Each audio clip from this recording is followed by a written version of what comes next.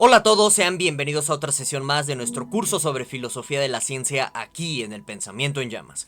Y bueno, pues en esta ocasión nos vamos a meter a este enorme debate entre las posturas realistas y las posturas antirrealistas en torno a la cuestión de si la así llamada verdad científica es independiente o no a nosotros en términos de nuestras representaciones, nuestro momento histórico, las herramientas tanto conceptuales como tecnológicas con las cuales contamos en este momento y demás, ¿de acuerdo? Este debate es enorme y bueno, pues existen tantas posturas realistas y antirrealistas como estrellas en el cielo, por lo que para que este video sea lo suficientemente didáctico y dinámico y pueda proporcionar información digerible para todo el mundo, pues voy a tratar de agrupar las principales posturas tanto realistas como antirrealistas en categorías generales, en clasificaciones generales, para que también las podamos analizar y en este orden de ideas pues tener lo mínimo necesario para que podamos hacer reflexiones respecto a esta temática, ¿de acuerdo? Bueno,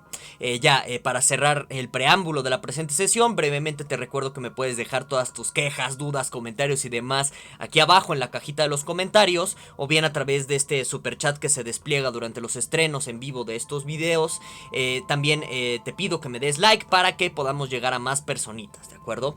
Y bueno, pues como ya es usual, doy una serie brevísima de comerciales. El primero de ellos es una cordial invitación a que se suscriban al Pensamiento en Llamas, a que activen esta campanita de notificaciones para que no se pierdan ninguno de los videos que subimos aquí en el canal, y también esta reiteración de la invitación a que le den like al presente video para que podamos llegar a más personitas. Por su parte, pues doy un enorme agradecimiento a los miembros del canal, porque gracias a sus retribuciones o aportaciones monetarias es posible la existencia del Pensamiento en Llamas. Entonces un enorme agradecimiento a los miembros del canal y también a todas las personas que me dan aportaciones a través del super chat, aportaciones económicas. Un enorme agradecimiento a todos ustedes, y en este orden de ideas pues te extiendo la más de las cordiales invitaciones a que te vuelvas un miembro del canal, porque de esta manera no nada más apoyas económicamente al Pensamiento en Llamas para seguir, sino que adquieres una serie de accesos exclusivos, como por ejemplo a un grupo de Discord en donde a través de estos canales de chat podemos como hablar en viva voz de temas de filosofía y demás que de pronto aquí no se puede en la plataforma. También adquieres acceso a bibliografía, a cursos exclusivos y demás. Bueno, también les extiendo esta otra cordial invitación a que se suscriban a este otro canal que yo tengo, El Abogado en Llamas, un canal destinado a la discusión de contenidos jurídicos, que ahorita no he subido contenido por allá, pero ya esta semana voy a subir, se los prometo. En fin, los invito a que se suscriban. Por allá estoy dando un curso de filosofía del derecho. En la descripción de este video, como comentario destacado y también pues dentro de este super chat, te encuentras enlaces a este canal, ¿de acuerdo? Bueno, ya como es usual, pues comenzamos con las recomendaciones bibliográficas para que ustedes, si así lo desean, puedan seguir explorando esta temática del realismo y antirrealismo científico. Entonces esta sería la primera recomendación, un libro muy interesante que contasta y compagina muy bien las variantes del realismo científico. Este otro también nos habla de posturas contemporáneas sobre el realismo científico, y este otro sobre la metafísica en torno al realismo científico es muy interesante, porque, y ahorita lo vamos a tratar de especificar con más detalle, es muy común confundir en torno a estos debates el nivel epistémico y el nivel metafísico en torno a las posturas de realismo y antirrealismo, y entonces es muy bueno para todo este tipo de asuntos. Bueno, comenzamos por lo más elemental, que es caracterizar qué es esto del realismo científico. Vean, ustedes, y sobre todo los espectadores que ya sean usuales del Pensamiento en Llamas, recordarán que a través de estos sábados filosóficos que tenemos aquí en el canal, pues dimos como un ciclo, una serie de pláticas en torno a qué era el realismo en general. Entonces, en este sentido, pues muchas de las consideraciones que dijimos allá, pues tienen mucha cabida para lo que vamos a reflexionar a continuación del realismo científico, siendo en realidad el realismo científico una subvariante del realismo en general, ¿de acuerdo? Entonces, es el realismo aplicado a las teorías científicas, así, en términos muy sincréticos o muy concretos, ¿de acuerdo? Bueno, entonces, Caracterizamos al realismo científico de la siguiente manera. Pues es esta postura metafísica, ojo, es muy importante empezar por ahí. Esta postura metafísica en torno a que las teorías y las verdades de la ciencia son verdaderas con independencia del sujeto a nivel de sus representaciones mentales, a nivel de su momento histórico y a nivel de sus interacciones sociales, ¿de acuerdo? Entonces, en pocas palabras, el realismo científico nos dice que la ciencia siempre será verdadera, no importando si existimos nosotros o no, ¿de acuerdo? De tal suerte que, por ejemplo, los átomos siempre van a existir bajo una postura de realismo científico, no importando que nosotros nos extingamos o persistamos de aquí a 200 años, ¿de acuerdo? Y bueno, el matiz que yo les quería aquí marcar es esto de que es una postura metafísica, no epistemológica. Ojo, ¿por qué? Porque es una postura sobre precisamente qué es lo que existe en la realidad. La metafísica nos habla sobre aquello que existe en la realidad. Y en este sentido el realismo científico, por decirnos que es algo que remite a precisamente algo existente en la realidad, que sería la ciencia como esto que nos permite describir las cosas tal y como son. Por eso el realismo científico es una postura metafísica, no confundirlos con las posturas de realismo epistemológico, que ahorita vamos a tratar un poquito. Pero básicamente el realismo epistemológico y la epistemología en torno a la ciencia está más concentrada al problema de la objetividad científica. Es decir, que como sabemos, en pocas palabras, que nuestras teorías pueden ser verdaderas independientemente del consenso o de la realidad que existe, etc. Entonces, en este orden de ideas, tú podrías ser, por ejemplo, un Elon Musk que crea que, por ejemplo, pues el ser humano no tiene capacidades cognitivas lo suficientemente desarrolladas para describir la realidad y de ahí que necesitemos inteligencia artificial.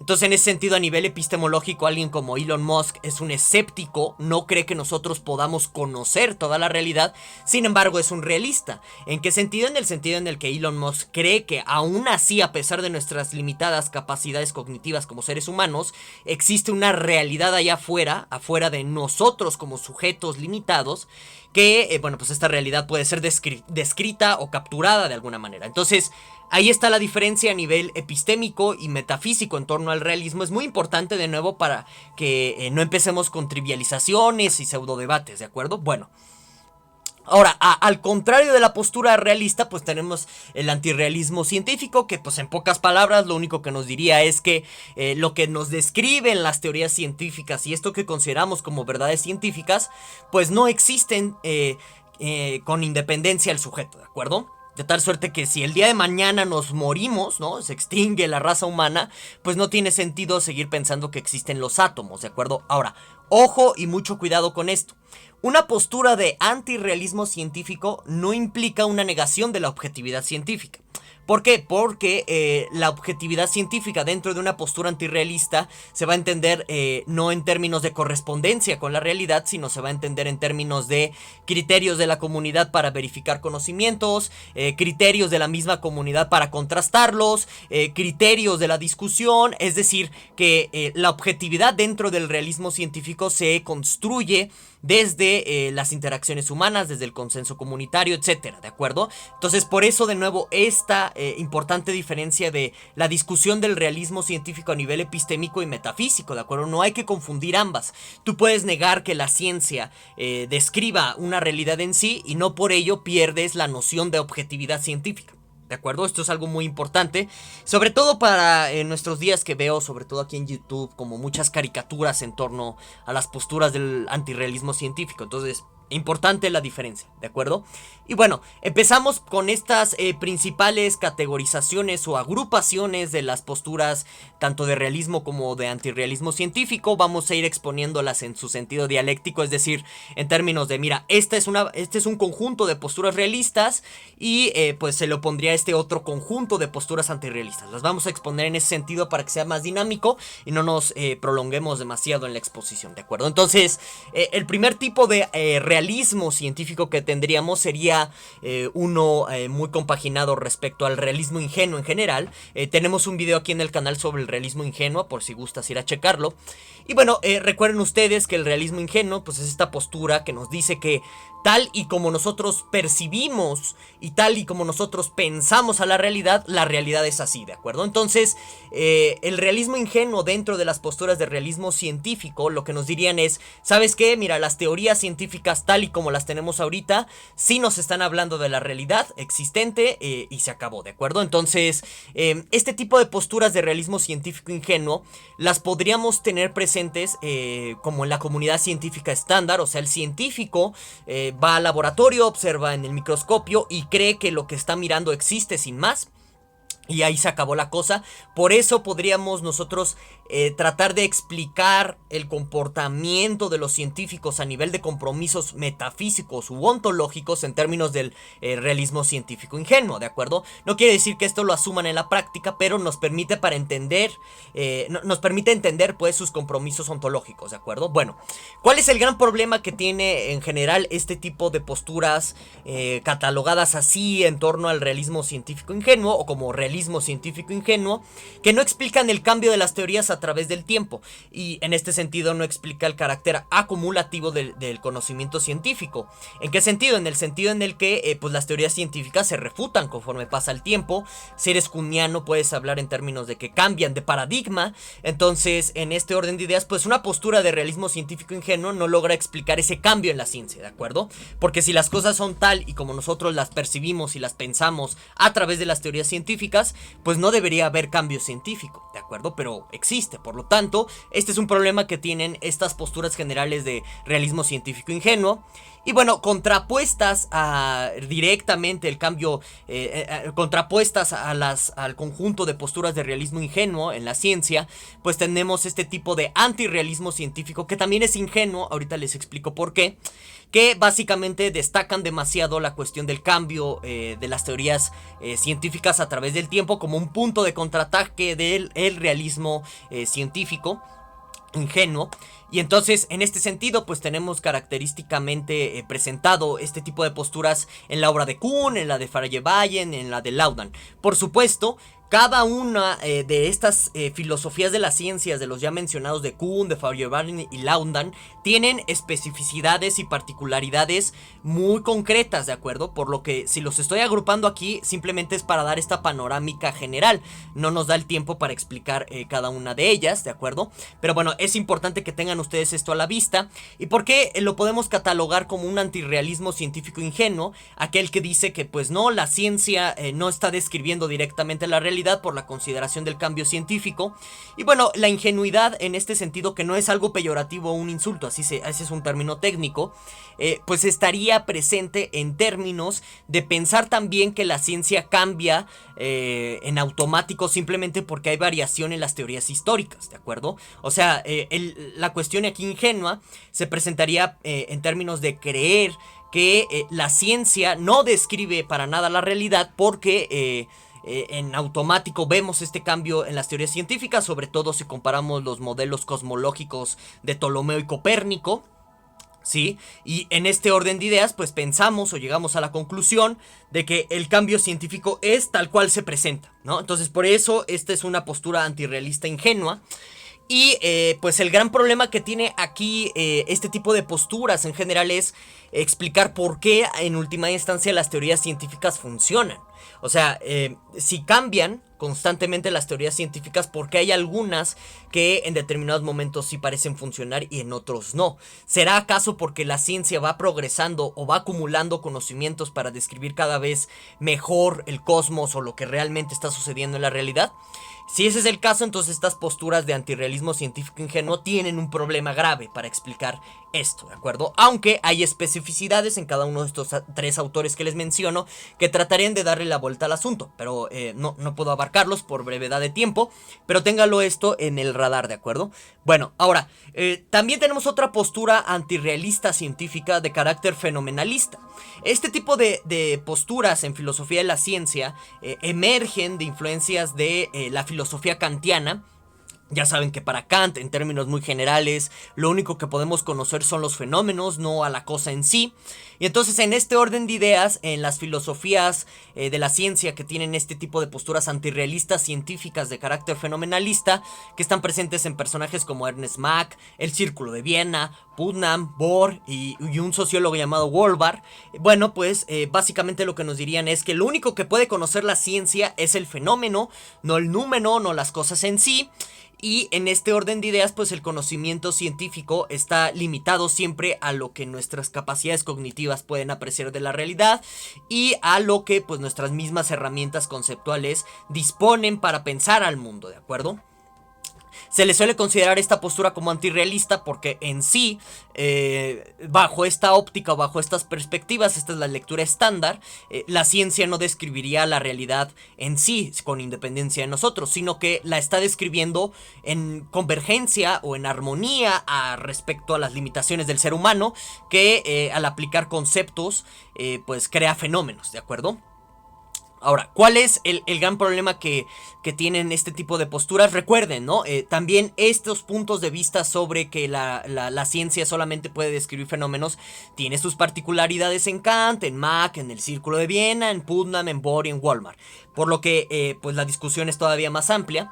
Pero, ¿cuál es el problema en general que tienen todas este tipo de posturas antirrealistas, científicas de carácter fenomenalista? Que pues parece injustificada la distinción que de pronto se suele hacer entre fenómeno y cosa en sí. Y esto nos lleva a otro tipo de postura realista, completamente antifenomenalista, que por ejemplo la encontraríamos en los realistas especulativos como Mexelius, Quine, Bunge y Hacking, que pues en este orden de ideas ellos dicen que en última instancia no se justifica plenamente la diferencia entre cosa en sí y en fenómeno. ¿Por qué? Bueno, porque en pocas palabras esta manera de argumentar esta injustificación es diferente en cada uno de estos tres autores que les menciono, pero para que sea más didáctica la exposición podríamos ver que de entrada ya hablar de una diferencia entre fenómeno y cosa en sí presupone que eso en algún sentido puede ser un fenómeno, no algo que está en sí en la realidad, y de ahí se da una circularidad dentro de la distinción entre cosa en sí y fenómeno. También esta misma circularidad se aplicaría dentro de la distinción entre sintético y analítico. Esto lo hace ver Quine en términos de que si la distinción es analítica, pues no dice nada, pero si es sintética, entonces tendría que estar describiendo algo en la realidad, pero este no es el caso, y entonces parece que la misma distinción se apela a sí misma para justificarse, y de ahí esta injustificación misma, ¿de acuerdo? Bueno, entonces, en términos de este realismo científico antifenomenalista que está dentro de un personaje como Mexelius, Quine, Bunge y Hacking, todos postulando este mismo realismo científico antifenomenalista de maneras diferentes, ¿de acuerdo? Esto es algo muy importante a señalar, pero compartiendo en común este rechazo de la distinción entre cosa en sí y fenómeno, compartiendo también a veces la distinción entre analítico y sintético. Bueno, nos dicen que en realidad, o bueno, dan una plétora de argumentos para entender cómo uno tiene que comprometerse a nivel, al menos de manera mínima, esto está presente en Hacking, con las entidades ontológicas que postulen las teorías científicas, porque son nuestras mejores teorías explicativas. Entonces, si la física contemporánea nos hablan de átomos, por ejemplo, pues tenemos que comprometernos con su existencia, porque son las mejores teorías explicativas. Estos compromisos mínimos también se van a entender de manera diferente en Bunge, Hacking y Quine, ¿de acuerdo? Y hay variaciones, hay muchos matices. En Mexelius no tanto, él está tratando de apelar a una reconstrucción no antropocéntrica de la ciencia, que de pronto pues las propuestas del realismo especulativo suelen ser muy extrañas, muy raras, pero de nuevo, si lo metemos en este tipo de listas de realismo científico antifenomenalista, es por su rechazo a la filosofía kantiana en sí, ¿de acuerdo? Y bueno, ¿cuál es el gran problema que tiene este tipo de realismo científico antifenomenalista? Que pues de pronto asumir tal y como está la ciencia en términos de compromisos ontológicos puede desembocar a dos regresos. El primero es a un realismo ingenuo, y volvemos al problema fundamental que tenía el realismo ingenuo, y también puede desembocar esto a dogmatismos en la ciencia, algo así como haz a la ciencia incuestionable porque es la única que nos puede describir la realidad, y eso filosóficamente es muy complicado, ¿no? Por supuesto, el debate no se acaba aquí, hay más argumentos, pero de nuevo estamos exponiendo cosas de manera muy esquemática también para que podamos podamos reflexionar al respecto. Bueno, ahora también tenemos una postura antirrealista científica de carácter instrumentalista, en donde básicamente se ve a la ciencia como una herramienta que nos permite manipular la realidad por momentos, que nos permite satisfacer cierto tipo de necesidades sociales y hasta ahí, ¿de acuerdo? Si la ciencia va mejorando también es porque nuestras necesidades sociales van creciendo en cuestiones de demanda, pero pues en este orden de ideas no existe como tal un progreso científico o algo acumulado dentro de una perspectiva instrumentalista de la ciencia, sino simplemente una necesidad a satisfacer, y el científico como este personaje social que lo que quiere hacer simplemente es satisfacer las necesidades del momento, y de ahí la construcción teórica de teorías científicas, ¿de acuerdo? Este tipo de antirrealismo científico instrumentalista pues lo encontramos en pragmatistas como Peirce, William James, Dewey, Rorty y Wittgenstein, así entre comillas, sobre todo el Wittgenstein de Sobre la certeza, que recuerden que el mismo Wittgenstein no es alguien preocupado por reflexionar sobre la ciencia, él está concentrado en disolver problemas filosóficos a través de la clarificación del lenguaje. Sobre todo ya el Wittgenstein cercano a Sobre la certeza. Tenemos un curso sobre el pensamiento de Wittgenstein ahí por si quieren explorar. Pero Wittgenstein pues al final del día, que esta es una perspectiva muy de pasada que él tiene, no está tan bien desarrollada, pues también lo podríamos agrupar dentro de este como conjunto de personajes que creen que la ciencia simplemente es una herramienta para satisfacer cosas del momento, ni describe ni no describe la realidad tal cual. Y en este sentido las posturas instrumentalistas como que deberíamos de sacarlas dentro del debate entre realismo y antirrealismo, pero bueno, tradicionalmente se ponen y por eso se las presento, ¿de acuerdo? Pero es para que se pongan a reflexionar qué tan antirrealistas son estas posturas, si de entrada ellos ni siquiera creen que tenga sentido discutir la naturaleza de la ciencia en términos de estos conceptos de realismo y antirrealismo. Pero bueno, un servidor, se los digo de paso, pues está muy cercano a estas posturas instrumentalistas respecto a la ciencia, porque en pocas palabras esto es lo que mejor nos explica el desarrollo histórico de la ciencia, ¿no? La necesidad, ya lo platicamos en otras sesiones, la necesidad de cómo las teorías científicas se fueron desenvolviendo conforme a más imperativos de la producción capitalista, en fin, es todo un tema. Bueno, ¿cuál es el gran problema que tienen las teorías de antirrealismo científico instrumentalista, pues precisamente que niegan la idea de un progreso científico, no dentro de su aspecto político, sino que lo niegan en términos de su aspecto epistemológico, o sea, en la vía acumulativa. Parece que la ciencia a nivel histórico también va acumulando mejores conocimientos. Entonces, por ejemplo, a nivel de medicina cada vez hay mejores tratamientos de enfermedades. Y eso es un grave problema en términos de esta postura metafísica, así denominada, para explicar qué está sucediendo ahí, ¿de acuerdo? Y precisamente en términos o adversamente a esta postura puramente instrumental, hay gente dentro de las posturas realistas que creen que, mira, la ciencia al final del día no importa si tiene una utilidad inmediata o no, es decir, si satisface una necesidad o no, para que esas teorías sean verdaderas o puedan ser dignas de consideración. Dentro de estas posturas de realismo científico, que aquí vamos a denominar como posturas de realismo científico modal, ahorita les explico por qué, se cree que la verdad científica está describiendo algo necesario en la naturaleza.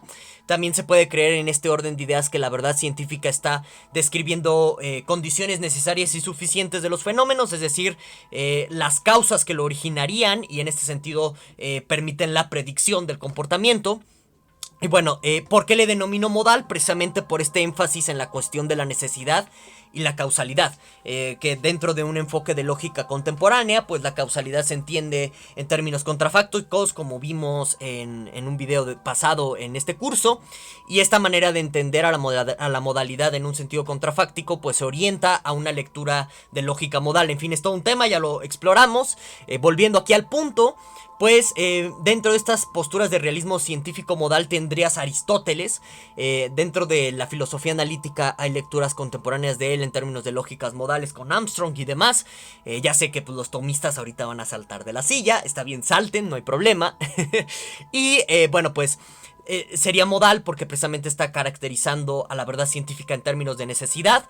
La verdad científica será algo que capture lo necesario a través de cualquier situación posible, Y eso, de nuevo, mapeado en términos de lógica modal, pues se entiende que la verdad es aquello que es necesario a través de todos los mundos posibles, ¿de acuerdo? Entonces Leibniz, pues en este orden de ideas tendría una idea similar en torno a la verdad científica. La verdad científica es lo que es verdadero a través de cualquier situación posible, es decir, a través de cualquier mundo posible.